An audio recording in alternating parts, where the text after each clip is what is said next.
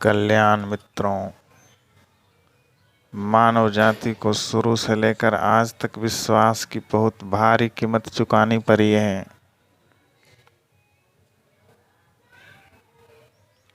विश्वास की वजह से ही धोखा होता है और धोखा की वजह से जीवन नरक बन जाता है। इसलिए मैं विश्वास के पक्ष में नहीं हूँ।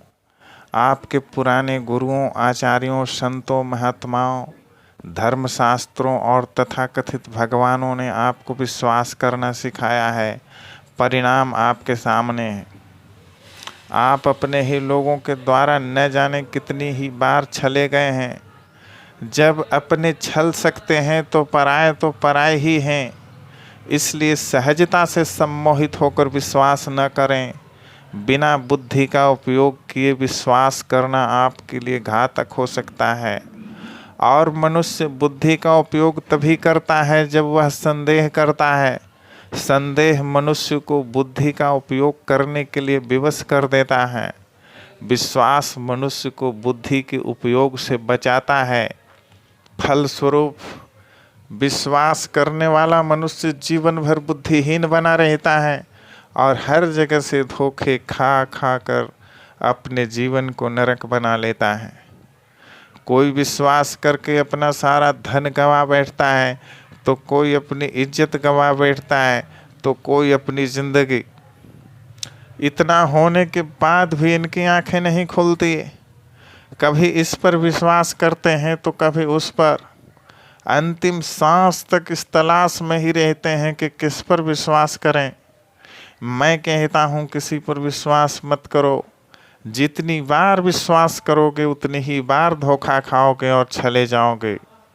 पुराने गुरुओं की बातों से अपना मोह भंग करो, जो सिखा कर गए हैं कि विश्वास करना पुण्य है और संदेह करना पाप। मैं कहता हूँ संदेह करना पुण्य है और विश्वास करना पाप। कालाम सूत्र में भगवान बुद्ध कहते हैं, हे कालामों, तुम किसी भी बात को सिर्फ इसलिए मत मानो कि वह बात अनुश्रुत है। किसी भी बात को सिर्फ इसलिए मत मानो कि वह बात परंपरागत है। किसी भी बात को सिर्फ इसलिए मत मानो कि वह बात तुम्हारे धर्म ग्रंथों के अनुकूल है। किसी भी बात को सिर्फ इसलिए मत मानो कि कहने वाले व्यक्ति का व्यक्तित्व आकर्षक है। और किसी भी बात को सिर्फ इसलिए भी मत मानो कि कहने वाला व्यक्ति पूज्य है, बल्कि किसी भी बात को तर्क की कसौटी पर कसकर और उसे अपने अनुभव में उतर जाने के बाद ही मानो। ऐसे तो संदेह और विश्वास एक ही सिक्के के दो पहलू हैं, मगर संदेह मनुष्य की चेतना को जागृत कर देता है और विश्वास सुषुप्त कर देता है। संदेह आत्मबल बढ़ाता है और विश्वास आंखें रहते अंधा बना देता है। संदेह करने वाला मनुष्य अंतोगत्वा सही मार्ग पकड़ ही लेता है, मगर विश्वास करने वाला जीवन भर भटकते रहता है और नाना प्रकार के दुखों में पड़कर अपने जीवन को नरक बना लेता है। अगर जीवन भर भटकते रहना है और ठोकर खाते रहना है, धोखा खाते रहना है और बार बार दुखों में पड़ते रहना है, तो विश्वास के मार्ग को पकड़ ले। और अगर ज़्यादा नहीं भटकना चाहते हैं और धोखे में भी ज़्यादा नहीं पड़ना चाहते हैं, तो संदेह के मार्ग को पकड़ लें। इसीलिए मैं संदेह की शिक्षा देता हूँ। संदेह आपको हमेशा जागृत रखेगा और विश्वास आपको हमेशा सुषुप्त रखेगा। संदेह आपके होश को सतत बरकरार रखेगा और विश्वास आपको आँख रहते अंधा बना देगा। सामने आदमी हो या शास्त्र, आप संदेह के सहारे ही सत्य तक पहुंच सकते हैं, विश्वास के सहारे कदापि नहीं। मुझसे लोग पूछते हैं कि आपका कौन सा वाद है, अर्थात आप कौन वादी, द्वैतवादी हैं या द्वैतवादी, द्वैतवादी हैं या विशिष्टाद्वैतवादी, साकारवादी हैं या निराकारवादी, स्त्रीवादी हैं या पुरुषवादी, ज्ञानवादी हैं या भक्तिवादी, जड़वादी हैं या चेतनवादी, पूर्णवादी हैं या शून्यवादी, ईश्वरवादी हैं या देववादी, पूंजीवादी हैं या साम्यवादी, मार्क्सवादी हैं या गांधीवादी। तो मैं कहता हूं कि भाई मेरे, न तो मैं द्वैतवादी हूं और न ही अद्वैतवादी, न द्वैताद्वैतवादी और न ही विशिष्टाद्वैतवादी। न साकारवादी हूँ और न ही निराकारवादी, न स्त्रीवादी हूँ और न ही पुरुषवादी, न ज्ञानवादी हूँ और न ही भक्तिवादी, न जड़वादी हूँ और न ही चेतनवादी, न पूर्णवादी हूँ और न ही शून्यवादी, न ईश्वरवादी हूँ और न ही देववादी। इनमें से कोई भी वादी नहीं हूँ मैं किसी भी बात को तोड़ तोड़ करके, खंड खंड करके, टुकड़ा टुकड़ा करके देखता हूँ और सत्य तक पहुँचता हूँ। यही मेरा वाद है और मैं इसी वाद का वादी हूँ, अर्थात मैं विभक्तवादी हूँ। मेरे पास कोई गीता लेकर आए या कुरान लेकर आए, बाइबल लेकर आए या पुराण लेकर आए, इससे कोई फर्क नहीं पड़ता। मैं आंख बंद करके विश्वास करने वाला आदमी नहीं हूँ। विश्वास का जमाना गया। मैं तो पहले तोड़ तोड़ करके, खंड खंड करके, विभाजित कर कर करके देखता हूँ। फिर अगर सही समझ में आता है तभी उसको मानता हूँ, अन्यथा नहीं। खंडन की प्रक्रिया से गुजरे बिना मैं किसी भी बात को मानने वाला नहीं हूँ। इसलिए आप मुझे खंडनवादी या विभक्तवादी या विभज्यवादी कह सकते। अगर हम बुद्धि का सम्यक उपयोग ही न करें तो यह प्रकृति और प्राकृतिक नियमों का अपमान होगा। आखिर मनुष्य के अंदर बुद्धि है किस लिए?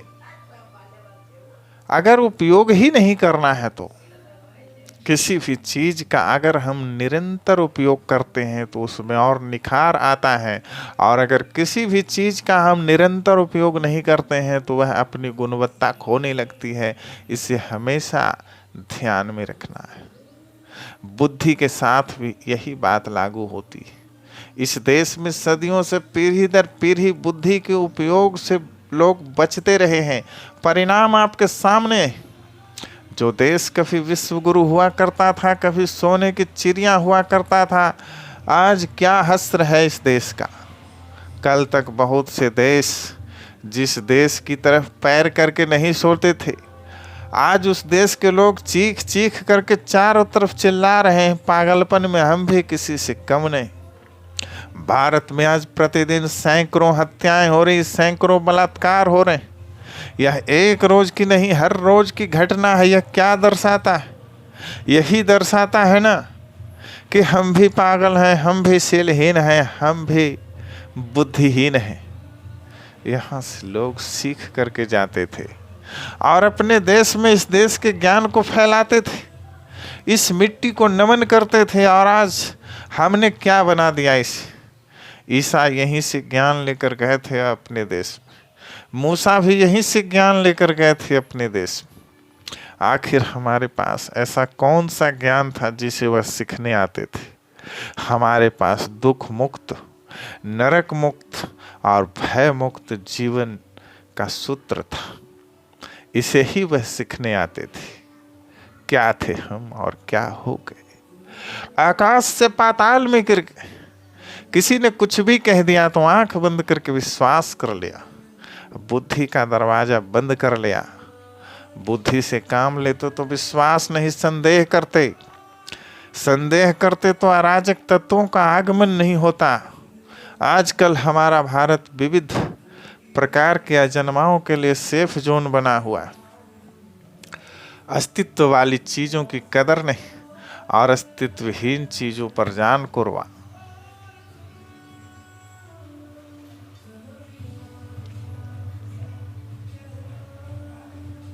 प्राकृतिक नियमों की कहीं कोई चर्चा नहीं होती इस देश में। सब कुछ अनित्य है, इसकी कहीं कोई चर्चा नहीं। राग द्वेष और मोह ही जन्म का कारण है, इसकी कहीं कोई चर्चा नहीं होती है। दुख मुक्त, नरक मुक्त और भय मुक्त जीवन जिया जा सकता है, इसकी कहीं कोई चर्चा नहीं होती है। बैर से बैर शांत नहीं होता है, यह सनातन धर्म है, इसकी कहीं कोई चर्चा नहीं होती है। क्रोध आदमी को ऐसे ही जला डालता है जैसे आग, यह सनातन धर्म है, इसकी कहीं कोई चर्चा नहीं होती है। इस देश में शिव चर्चा होती है, इस देश में साईं चर्चा होती है, इस देश में अजन्मा चर्चा होती है। निरंतर इस तरह की चर्चा होते रहने से हमारे देश की आत्मा अजन्मावादी हो गई है। बिना सींग पूछ की बात, भी यहाँ की खोपड़ी में घुसाने में ज़्यादा मेहनत नहीं करनी पड़ती है। भारत संदेह करना शुरू कर दे और उलझुल चीज़ों को निष्कासित करना शुरू कर दे तो फिर से अपने गौरवशाली इतिहास को दोहरा सकता है। भारत के चित्त में संदेह होना जरूरी है। संदेह होगा तो जांच पड़ताल शुरू होगी, अनुसंधान होगा, परिणाम स्वरूप उलझुल चीज़ों और अजन्मावाद का संपूर्ण सफाया होगा। फालतू चीज़ों से मुक्ति मिलेगी, अस्तित्वहीन चीज़ों से छुटकारा मिल जाएगा और अस्तित्व वाली चीज़ों से मतलब बढ़ जाएगा।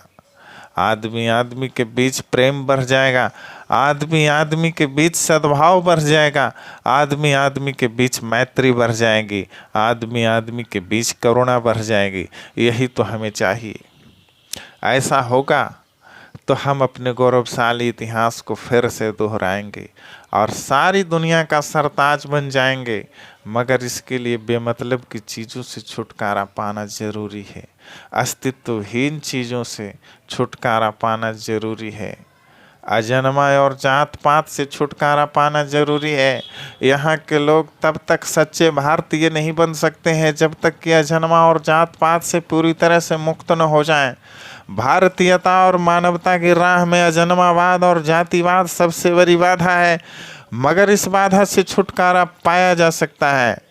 चित्त में संदेह रहेगा तो बुद्धि का उपयोग होगा, और जब बुद्धि का उपयोग होगा तो अनुसंधान होगा, और जब अनुसंधान होगा तो सारी बातें सामने आ जाएंगी। दूध का दूध और पानी का पानी हो जाएगा।